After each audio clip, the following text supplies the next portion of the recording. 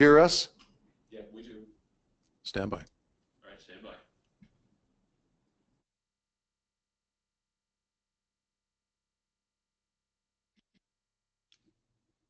Good morning, and welcome to the latest in our continuing series of webinars on things that we hope affect your life.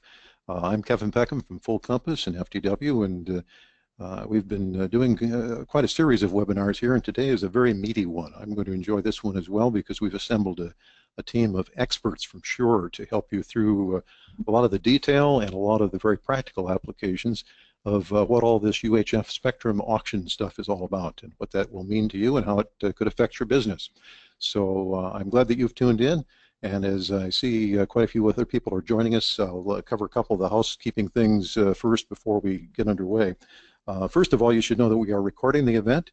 It is being recorded so that it can be replayed in the future. If you should need to come back to this or share it with some of your coworkers, please let them know that these are retained for future reference. And we also would appreciate it if you do hang around to the end of it. Please don't leave until you take the survey. We appreciate that you make some comments that we can perhaps improve our webinars with, and if you do those webinar surveys, that will help us a great deal. So with that, let me introduce our distinguished panel, and it really is. I don't say that lightly. We've gathered together some of the best minds and best equipped people to deal with some of the tangled complexities of what's going on with the UHF spectrum situation. And they're joining us from down the Chicago area today from Shure headquarters. We have Mark Brunner. He is the Vice President of Global Corporate and Government Relations for Shure. We have Edgar Reihl, who is the Director of Technology, Toddy Pretty, who is the Product Marketing Manager, and Chris Lyons, who is Senior Content Marketing Manager. So all four of them are standing by to go through our webinar today. We will accumulate your questions. I will then share those at the end, so feel free during the course of the presentation to make use of the GoToMeeting section of the screen reserved for your questions. I'll accumulate those and kind of do triage on those, and then we will hit the highlights of those at the end of the webinar. But with that, Chris, let me turn it over to you so you can bring the Shure voices into the discussion. Are you there? Yep, we're here. Thanks very much, Kevin, and thanks to Full Compass for having us. We really appreciate the opportunity. And let me just clarify, Todd's name is Todd, not Toddy, as it says on the screen. Don't know how I let that happen, but there you go. That's why I'm not a professional typist. So here on the Shure end, we've got me, Chris Lyons. We've got Mark Brunner, who's been working as our sort of liaison to the FCC and government agencies throughout this whole spectrum process for years now. Mark, say hello. How's it going, everybody? And Edgar Reihl is a senior engineer and technology expert here at Shure. He's been dealing with wireless for how many years now, Edgar? Oh, we can't talk about that. That's confidential. When it gets into 3 digits, we stop counting, right? And Toddy Pretty is, you know, I guess the junior person. How long have you been here, Todd? I've only been here 12 years. Only 12, and believe me, folks, at Shure that is a rookie.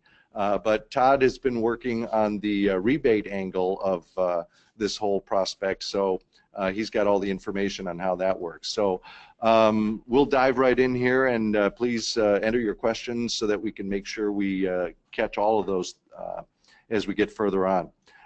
One thing everybody needs to understand, in case you're not familiar already, we're going to throw around the term wireless microphones today a lot, but when we say wireless microphones, as far as the FCC is concerned, that also includes wireless personal monitors and other devices that operate in the UHF and VHF TV bands. So while we say wireless mics and they say wireless mics, personal monitors are subject to the exact same regulations. So it's synonymous for our purposes here. There are several wireless mic frequency bands that are available for wireless mic operation. It's only 4 or 5 of them that are actually popular in the last 20 years or so, and by far the UHF TV band is the most popular. So most of the wireless mics made in the last 20 years or so operate in the UHF band. Prior to that, VHF was the most popular, and there are increasingly other bands outside of the TV band that are available and usable, like the 900 megahertz band, 1.9 gigahertz band, 2.4 gigahertz band, and there are even some others that are on the horizon now that I think you're going to see. And there are advantages both to being in the TV band or to being outside of it. We'll talk a little bit about that. The UHF band is where really the action has been as far as this auction process has been. And before the transition, the TV band is currently and has been 470 megahertz up to 698 megahertz, and that's shared by DTV stations, wireless mics, as well as other newer devices on the horizon, which you've heard the term white space devices probably. They also share the TV band as well.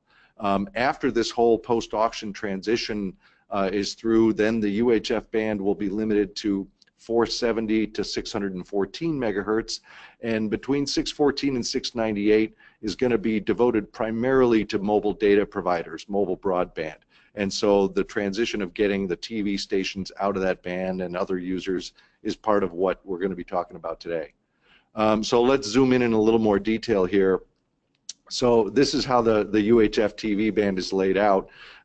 Just in case some people aren't aware, in 13 cities in the US, certain TV channels in the lower part, 14 to 20, are reserved for public safety communications. So if you're in Boston, you're not supposed to be using TV channel 14 or 16 because those are reserved for public safety. In Chicago, it's 14 and 15. Usually in most cities, it's only one or two. I think Los Angeles is kind of the exception there. They've got 4 channels allocated for public safety. But in the rest of the country, those TV channels are either used for TV stations or they're open for wireless microphone use. Unlicensed wireless mics can operate on any of those channels that are unassigned with a power level up to 50 milliwatts maximum. White space devices are also allowed to use those channels. Those are directed by a central database that tells them which channels are open and which not. Channel 37 has always sort of had special status. Edgar, maybe you can, give us just a quick summary of what's special about Channel 37. Well, Channel 37 has historically been used for radio astronomy listening, and in recent years, the FCC also opened it up for use by wireless medical telemetry systems. So they've come in that band. Mm-hmm. And all of that operation happens at defined locations, either those big dishes out in the desert or a hospital that's using them. So they're all listed in a central FCC database. So the FCC knows where those locations are. That's correct. But the important thing is wireless mics are not allowed to use channel 37. That's why the green bar stops there at 37, and none of our products go into that band. So then the area above that, 614 to 616 is a small guard band. Then the 2 black areas there from 616 to 653 and 663 to 698, those are going to be the uplink and downlink bands for new mobile data services. There's a small section in between called the duplex gap, which does not have mobile data in it and will be open to some wireless microphone use, but there's a number of restrictions there, and we're not 100% sure how clean that spectrum is going to be because it's surrounded on both sides by mobile data. So the jury's out on whether that's really going to be very useful to us or not. So the TV band is really where most of the action is. Mark, anything you want to add to this? No, Chris, I'd just like to state that in the reduction of spectrum from the auction, the Commission was looking for ways to maintain some portions of the 600 meg band for wireless mic use, both licensed and unlicensed, as well as for white space device use. So that's the reason for the new allocation in the duplex gap, but there'll be some changing technical rules there, so equipment providers probably won't have new equipment tuning to the duplex gap for a little bit of time. The lower guard band, though, is exclusive to wireless microphone use, 614 to 616. So we'll be obviously looking at that and how we can capitalize on that with our products. Right. And just as far as timeline goes, it's probably a good point to note that while this auction thing has been going on for years in the planning stages, the actual these numbers as far as what spectrum limits start where and end where, that's all very recent, right? Yeah, absolutely. The size of the auction, because it was an incentive-based auction, meaning broadcasters had the opportunity to essentially collect payments for moving to a channel sharing arrangement or going off the air altogether. The scope and size of the auction wasn't determined until supply met demand, essentially, with exiting broadcasters and incoming mobile data providers. So the FCC created a variety of scenarios and actually conducted 4 rounds of this auction until equilibrium was reached at 84 megahertz, and that's why the plan that you see now is in the process of becoming the new reality. Right. So we've known that this was going on for quite a while, but we didn't know where the finish line would be until just a couple months ago. Yes, it is important to note that Congress mandated this action in 2012, and it's taken this long to actually organize and execute this auction.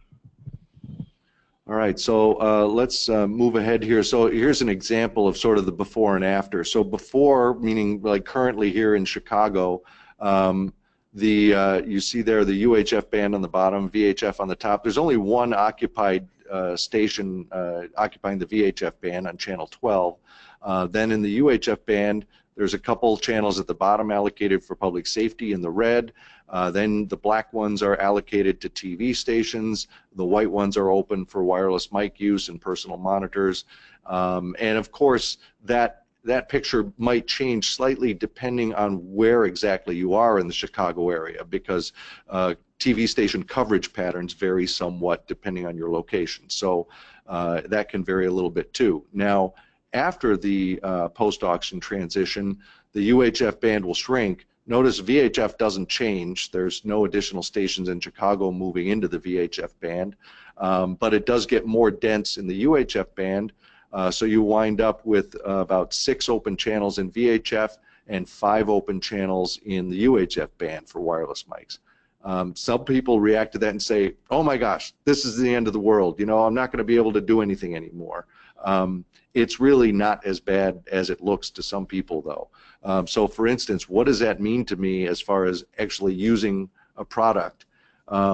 If you were using the Shure BLX series of wireless systems, you could get 11 BLX systems to operate in those available TV channels by combining the 2 frequency bands that we offer in the UHF band, H10 and J10. That gives you 7 in H10, 4 in the J10 band. If you step up to a product like the QLXD digital system, you can get 99 systems to operate. And so you see that's combining 4 different frequency ranges there, but any one of those probably offers enough for a lot of users, and certainly all combined pretty much covers just about everybody. And so you're probably wondering, well, why is that number so much higher for QLXD? What is it that makes that possible? And that's sort of the question about why should somebody upgrade to a better wireless system? And the answer is there's really 2 things, other than just features or sound quality or something. On a more expensive system, you typically have more frequency bands available, like in QLXD, you got VHF, you got several different UHF, so that gives you access to more TV channels. Then you've also got better spectral efficiency, meaning you can pack more transmitters into each of those TV channels. So the combination of covering more ground and being able to stack them closer together means that you can get a higher number of them on the air. So, you know, for some customers, that's not really of any value. If you only want to use 3 or 4 or 5, it's not a big deal. But if you have a customer who says, well, we want 30, then it becomes more of a big deal. So that's one of the advantages to looking at those different system specs more closely. Let's see, as far as the when, that's another big question a lot of people are talking about, is the timetable for all this. Mark, maybe you can kind of take us through this concept of phases here. Well, Chris, as you can imagine, reorganizing the entire UHF TV band nationwide is not a small feat. And there are many dependencies between the technical changes that need to occur for these stations as well as physical infrastructure. So the Commission has mapped out all of those dependencies in an attempt to minimize interference during the transition between existing allocations and stations moving to their new assignments, as well as to mitigate the demand on tower crews and other folks who will be required to support this transition from an infrastructure standpoint. So the plan they've laid out, they had always been working under the assumption that 39 months was an appropriate time frame for this transition. However, that's going to be done in 10 phases, and different markets will go through their transition of TV stations on these timetables. So it's helpful, I think, for folks to observe this transition schedule and see when their particular local market will be undergoing TV map changes. But it's a 10-phase process over 39 months as it currently stands. And Edgar, we had talked about this the other day. Why might one station need more time to make a transition than another station? Is there a difference in how much work they have to do? Well, there sure is, Chris. It depends on a number of factors. Most notably, how far in frequency they have to shift if they're staying on the air. A number of stations opted to move to the high VHF band from UHF. A few, I think, even opted to go to low VHF.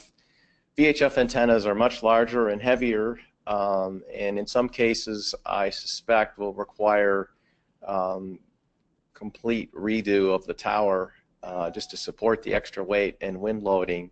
So the other thing, of course, is on the equipment side. Many television transmitters could be retuned within the same band, but probably not within another band. Even stations that are staying in the UHF band and they're just moving to a different channel because they're getting a new assignment, they're still going to be retuning antennas, especially if they're moving more than 1 or 2 channels.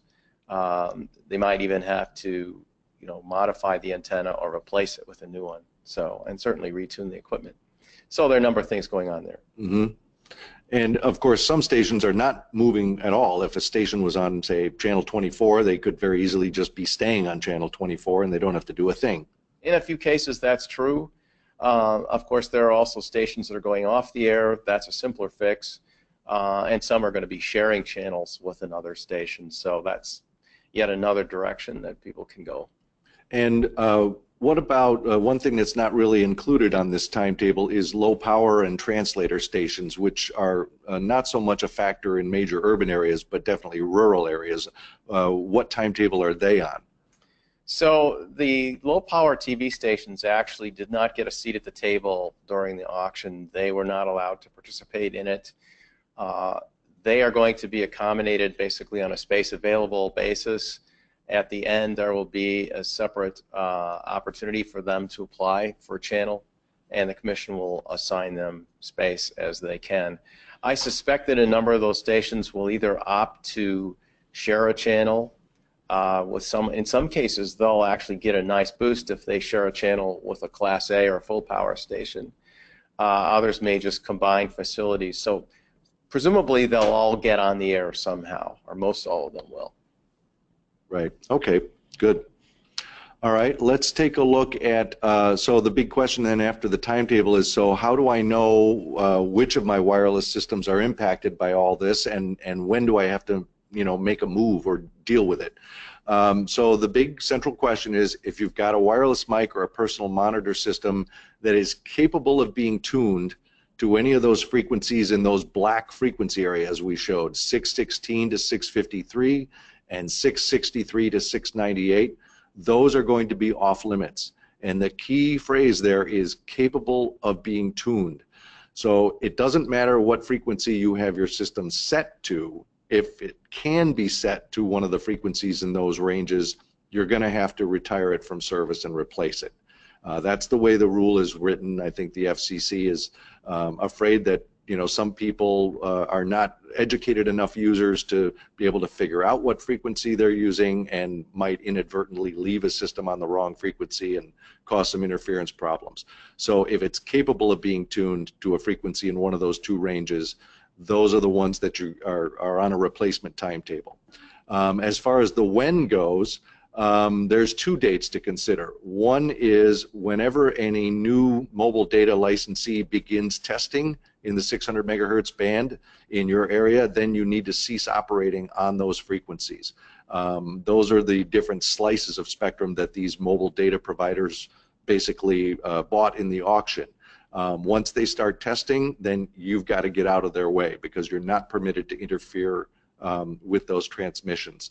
And if you're wondering why is this such a big deal, how is it possible that my little old wireless microphone would interfere with, you know, big mobile data company, the FCC is very concerned about this because the last I heard, roughly 70% of all 911 calls are made from mobile phones. So keeping this spectrum clear and available to those mobile phone users is a critical importance to the FCC. And then regardless of when those licensees start operating in your area, the drop dead date is July 13, 2020. Even if they don't get to testing before that, you still have to stop using those systems by July of 2020. Let's see, so those are the two big things about the what and the when. So then the question becomes, well, how do I find out, you know, what's going on in my area?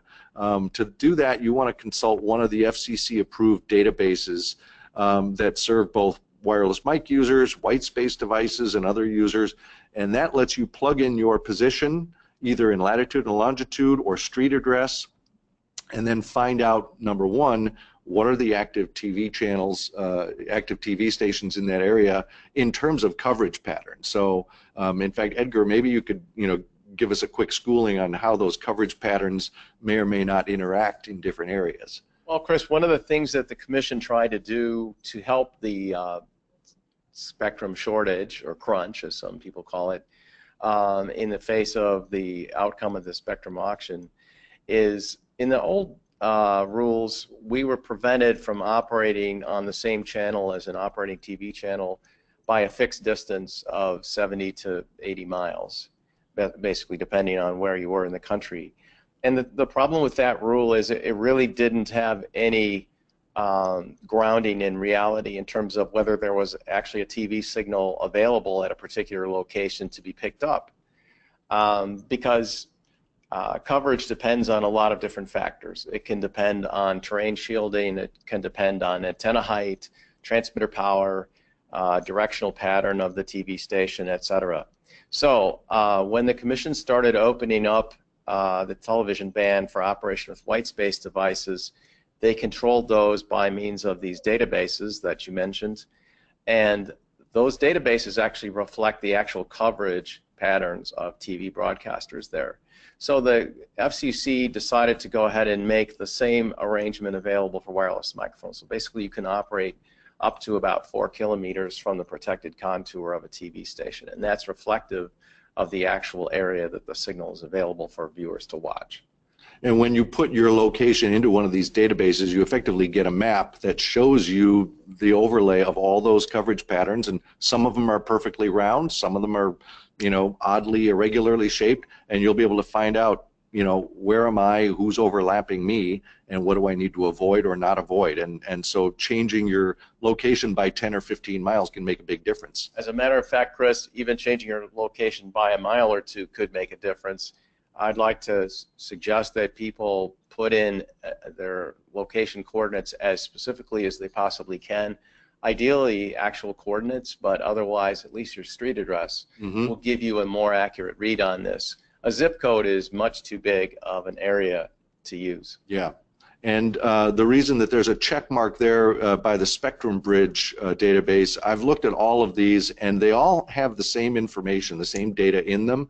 It all comes down really to the user interface, and I think Spectrum Bridges is a little bit more user-friendly from a wireless mic user standpoint as to showing you what channels you can use. Some of the others are sort of a little more focused on the perspective of a white space device manufacturer, which isn't really our main concern here. So I would start at Spectrum Bridge, but you know, feel free to check them all out and see what they look like to you.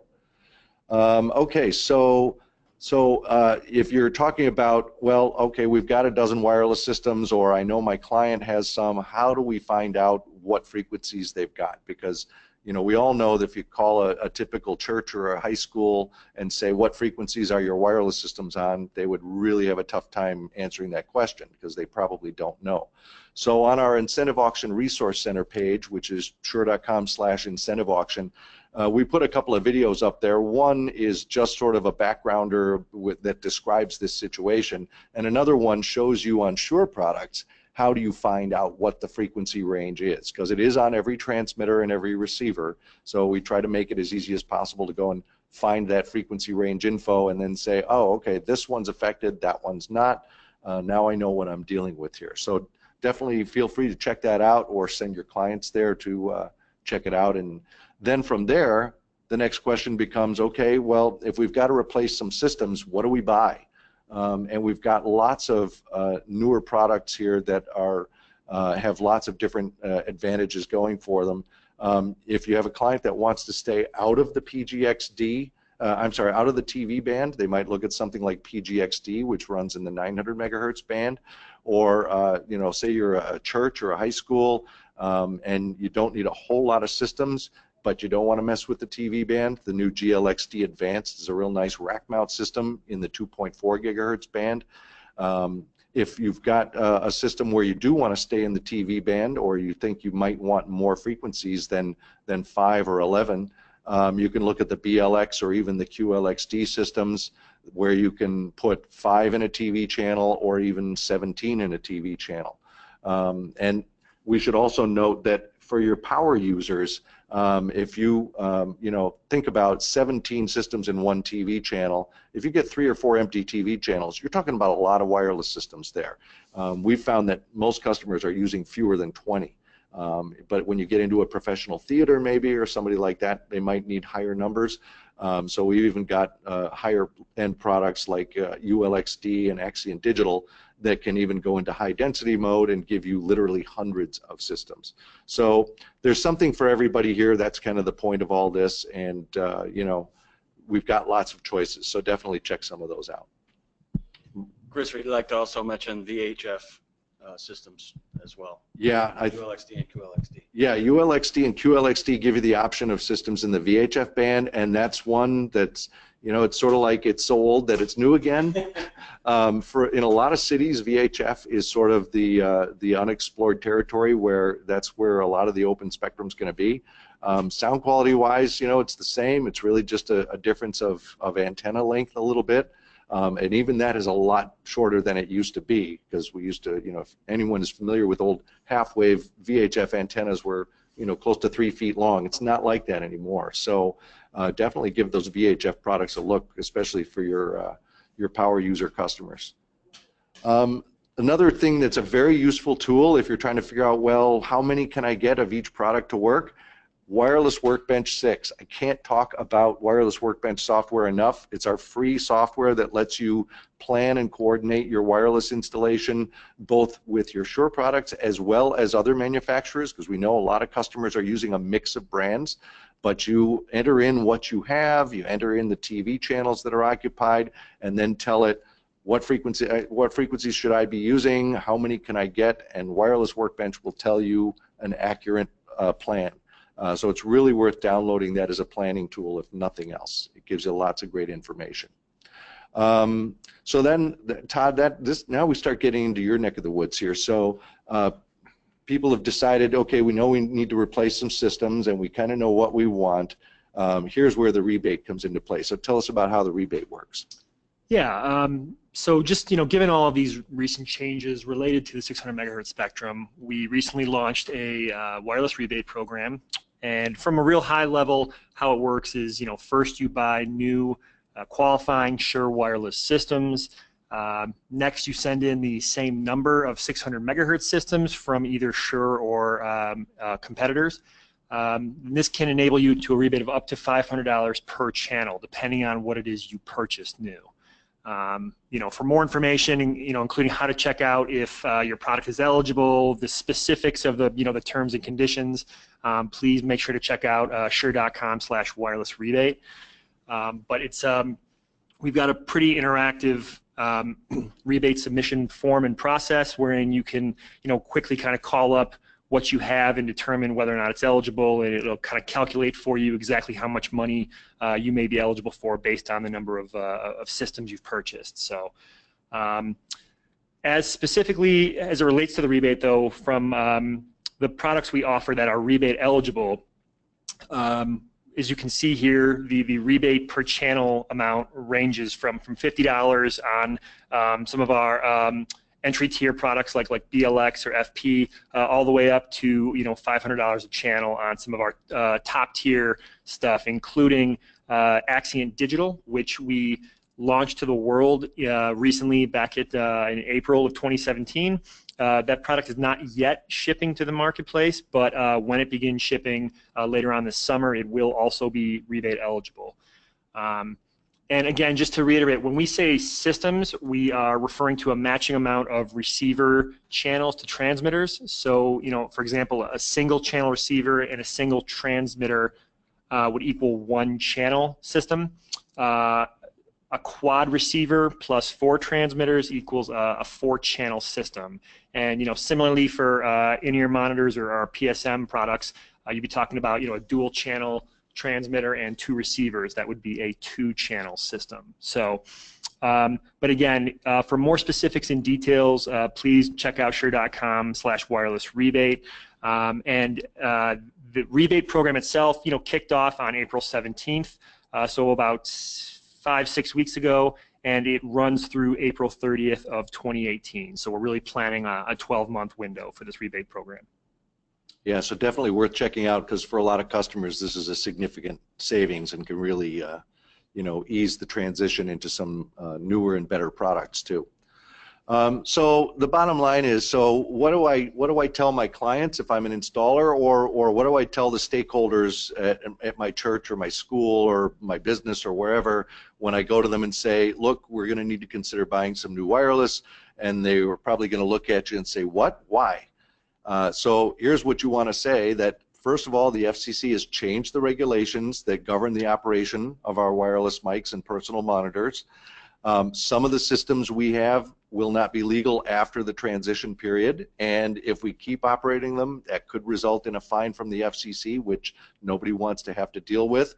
So now is the time when we want to identify the stuff that we have that's impacted, figure out what's the best system to replace it, and act so that we can minimize the cost by taking advantage of any rebates that are available, and also create a plan that minimizes the downtime. You don't want to wait till the 11th hour on this when you maybe can't get the exact product that's right, or maybe you don't have all the components that you need to make a quick and easy install. You definitely want to remember that, if you're changing frequency bands, you might need to be replacing an antenna, or maybe moving to remote mounted antennas instead of, receiver mounted antennas. So all those logistics come into play too. But definitely sooner is better than later to get all this done here, definitely. And so that pretty much covers just about everything we wanted to say, but we know that people have tons and tons of questions about this, so we want to take those.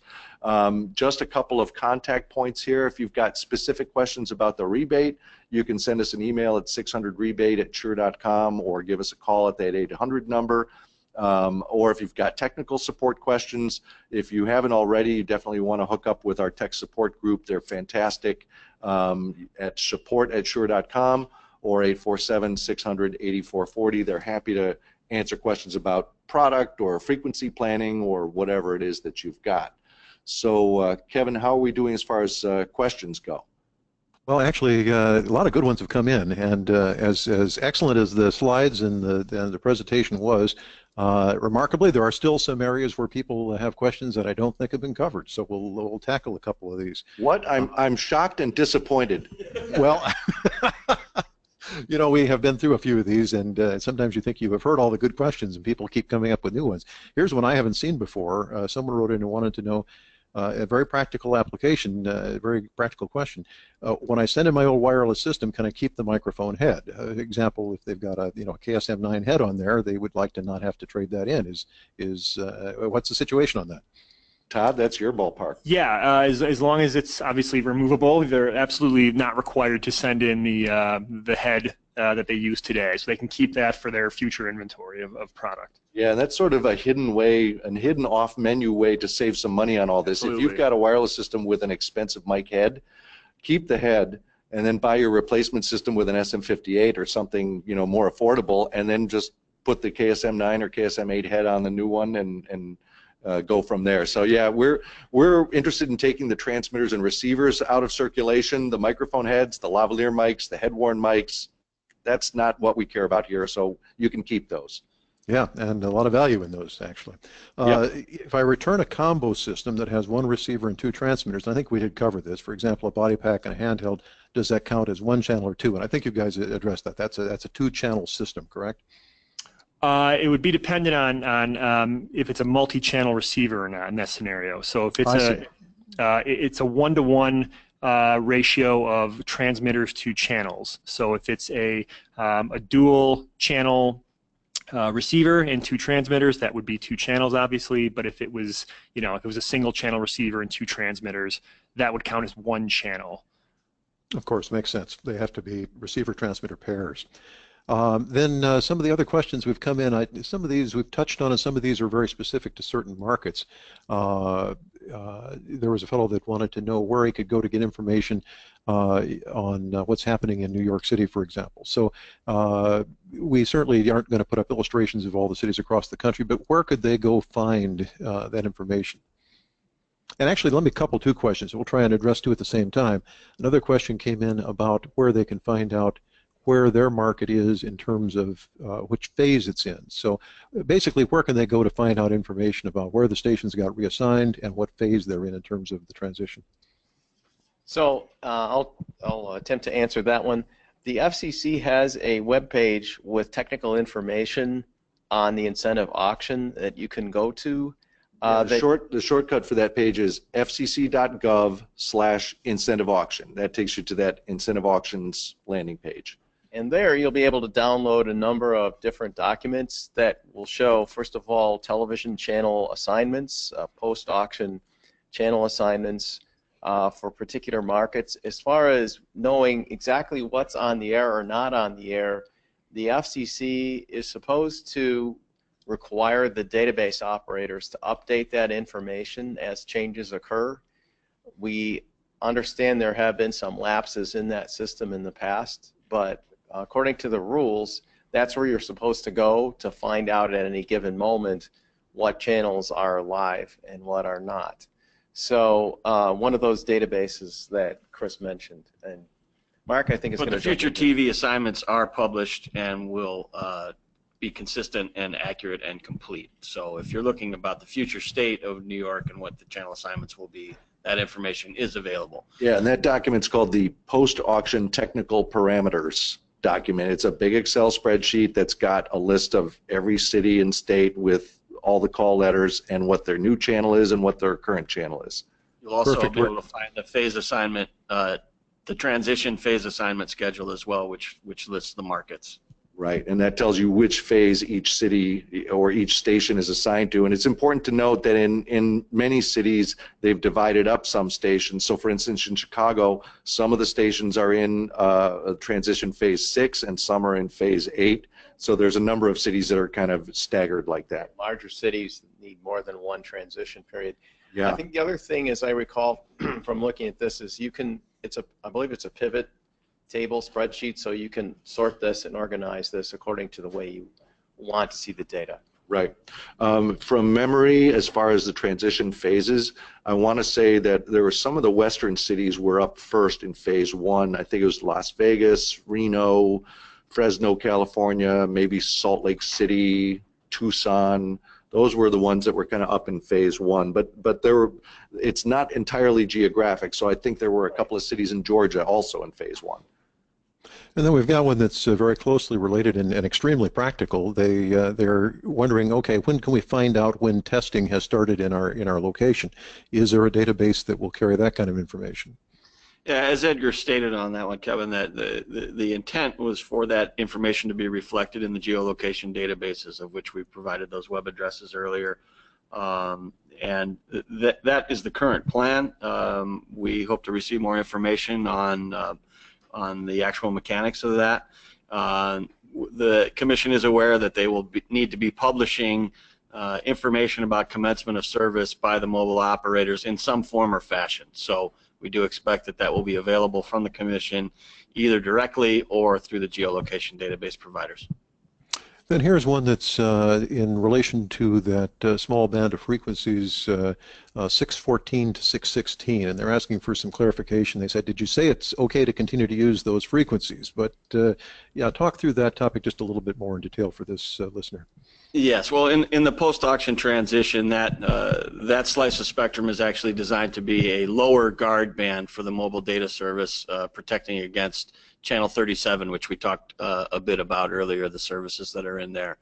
That guard band, the Commission determined, while not usable for a white space device, which typically is looking for a 6 megahertz wide transmission pattern, was made available exclusively to wireless mics. There's 2 megahertz there that will not be subject to interference from any other devices, so they will be useful. However, future products that will be able to tune to those 2 megahertz and perhaps the duplex gap or perhaps frequencies below in the UHF TV band are still forthcoming from manufacturers.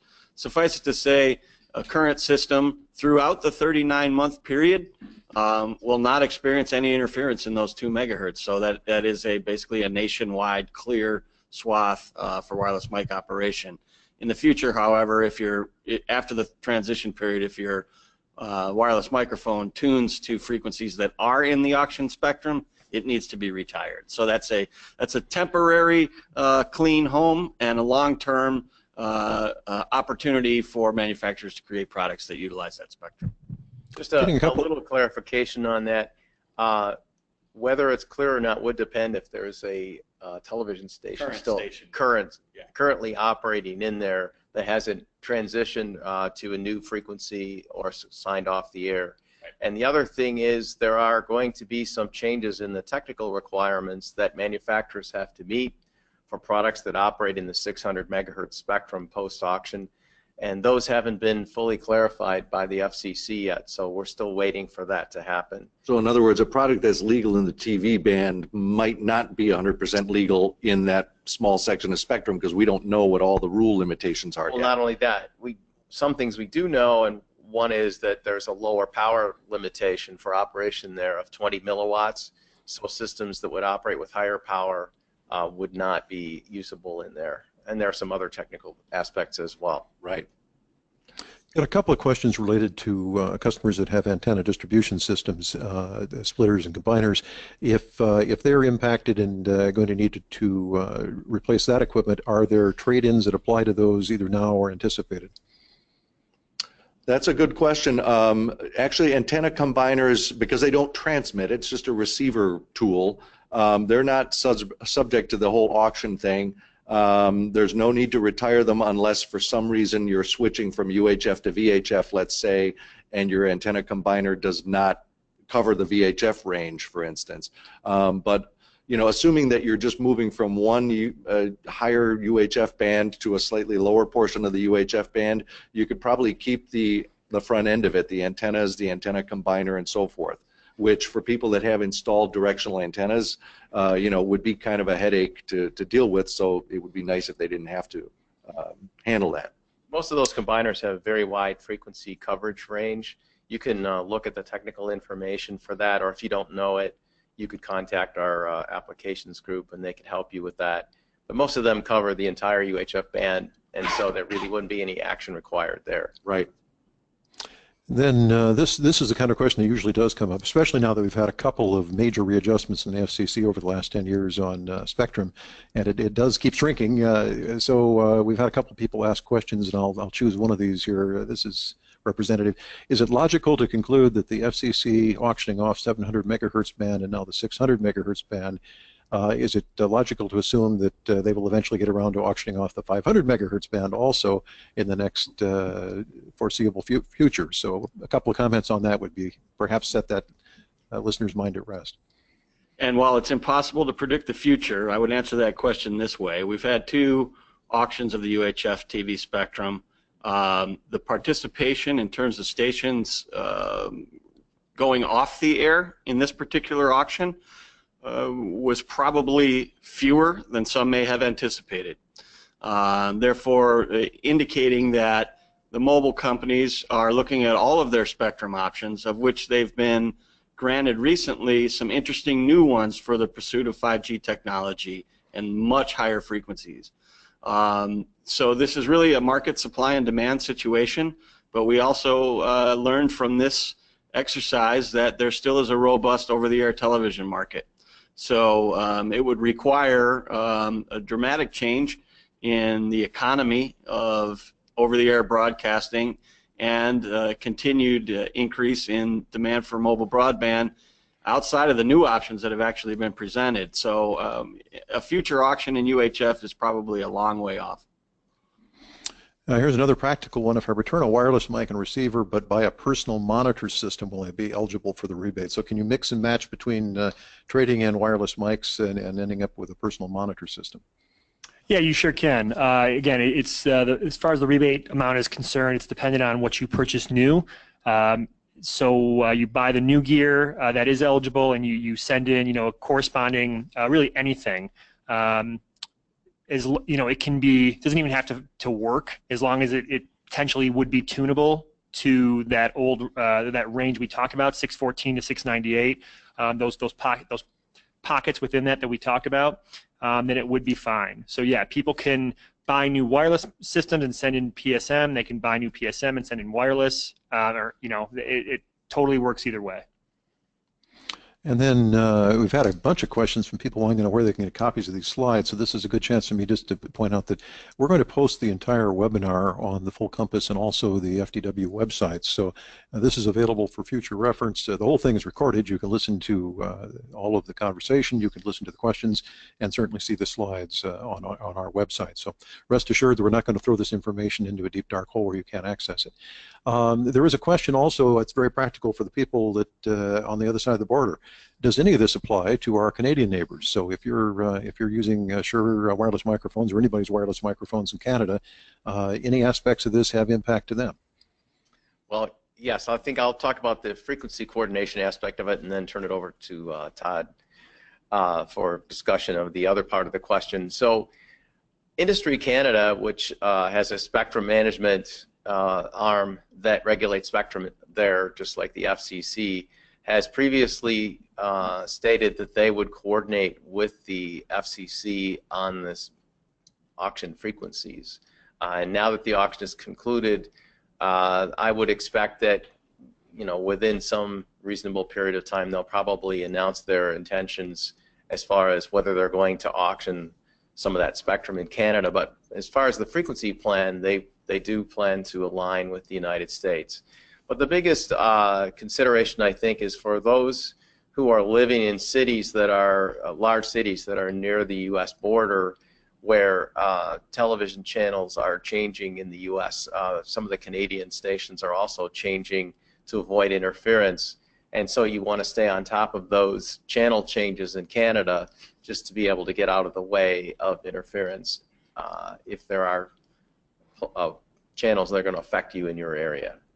From a rebate perspective, the rebate offer is available only to original end user purchases in the United States. So products need to be purchased from Shure authorized dealers or retail stores, based out of the U.S.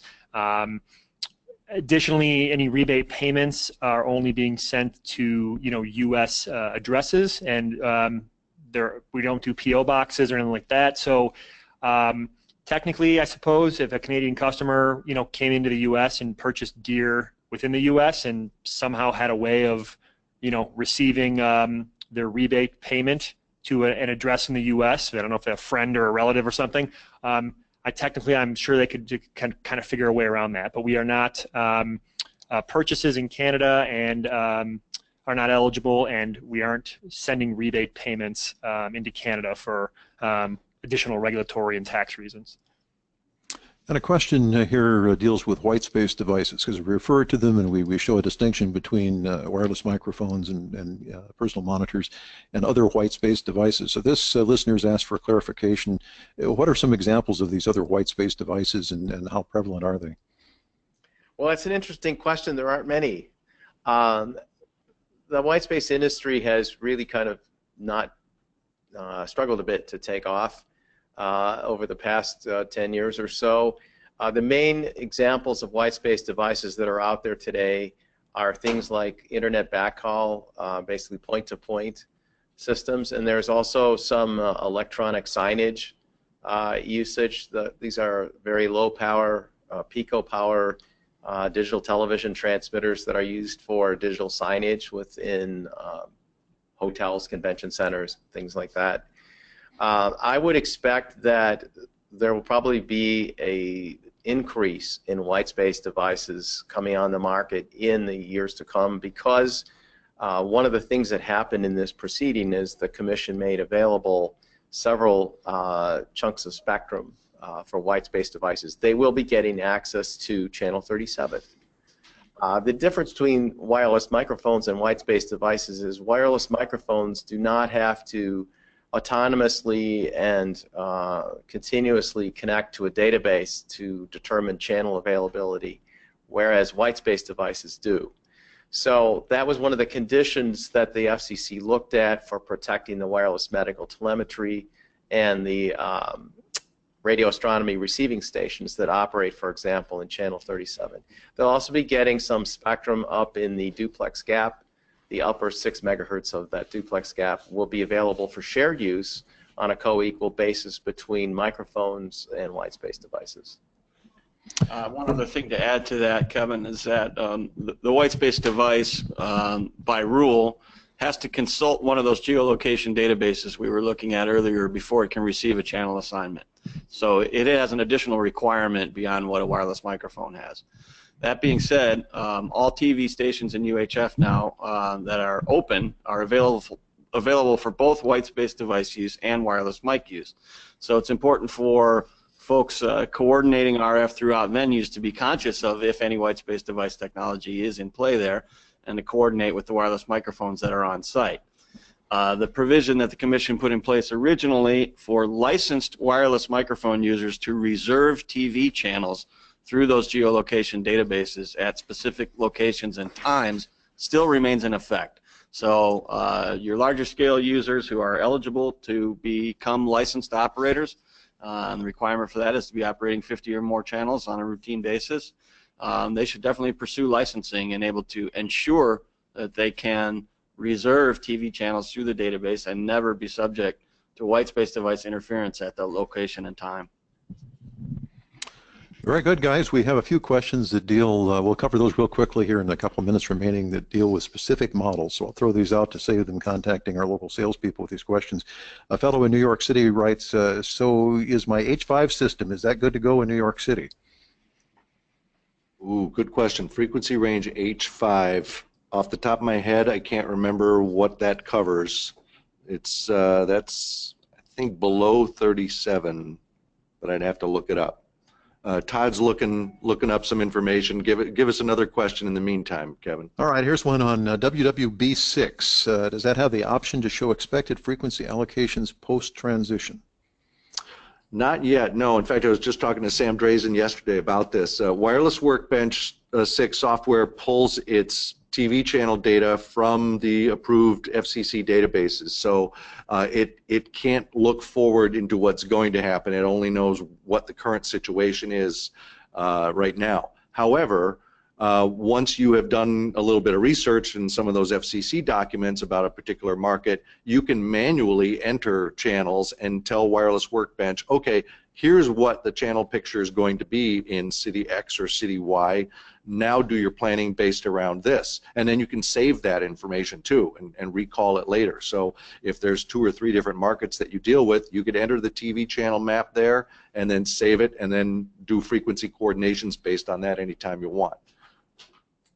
And then here's another one with system in mind, Microflex. So the question is simply, where does Microflex wireless fall in the frequency spectrum? Oh, that's a good question. Yeah, Microflex wireless falls in the 1.9 gigahertz spectrum. Some people call it the decked band. So it's totally outside the TV band. So you don't need to worry about auctions or coordination with TV stations or anything. But the only things that are of any concern with MXW are some types of call center headsets also operate in the decked band. So if you're using MXW in an environment like a Fortune 500 company that's got a big travel agent center or call center there, on an adjacent floor to a meeting room, you'll want to do a frequency scan and make sure you avoid that. But the system does automatically detect and avoid which channels are open in that band and find itself a clean parking place. Yeah, MXW is a great option for installations that you want to avoid any of these complications from transitions in the UHF spectrum. Back to the question about H5. I mean, technically, yeah, that operates 518 to 542, so that would be, that would be below the impacted area by this spectrum auction. It's, I guess, not. We can't say here definitively based on where he is specifically when that is going to be impacted or how it's necessarily going to be impacted, at this point. We'd have to look up which TV channels in that range are going to be occupied. Exactly. We don't have access to right now. But technically right now at a starting point, that band will not be directly impacted by the spectrum going away by 600 megahertz. Right. But it would depend on all the repacking, how that's happening on a market-by-market basis. But you could easily contact our support group and say, here's where I'm located, here's what I've got, what's going to be happening, is it still going to be useful afterwards? Absolutely. And they could look that up for you. I would scan more, scan early and often. Yeah, right, scan early and often. Just like voting. Thank you, guys. I think that's a pretty comprehensive look at it, and as we accumulate any additional questions, I know who to contact here to get some answers for people. But thank you all for joining us. Certainly the listeners have written enough comments here thanking us for the information that I have a feeling that we probably did fill some gaps in understanding that this has been kind of a confusing process because there was such a long period of hey, it's coming, but we don't know the details. So it's very nice now at this point that things have moved along and there is clarification, and we will see things roll out in a, I don't want to say orderly, but at least in a predictable fashion as stations go through the different phases. The thing that I would encourage everybody to do, though, is to understand it's a moving target. Between now and the completion of the transition, stations are going to be moving into different areas that they've never been before. So as was said a few moments ago, scan now, scan often, and we always used to use this in two-way radio. It's like before you talk, listen, find out what's there first, and the same goes with wireless mics. It always helps to scan and see what's in that region before you light up. But I think as this goes forward, we'll continue to gather some good questions, and a practical aspect of this is certainly how to manage all the interesting rebates and take advantage of these opportunities. And our salespeople here are certainly up to speed on that topic, and I encourage Full Compass and FDW customers to call in and talk to their local salesperson to get the detail on that and how to take advantage of it. Gentlemen, thank you very much for joining us from Chicago with all of this, and if you have not already done so, if you're listening and about to walk away, please do fill out the survey at the end of this. That does help us as we plan future webinars, and going forward with these things, some of your suggestions for topics also come into play. And certainly, if you joined us late, or if you have coworkers you want to share this with, rest assured that we are parking this on our websites, and this is available for your future access. Thanks very much from Full Compass and FDW, Kevin Peckham, for the webinar on UHF wireless spectrum. Thank you. Thank you, Kevin.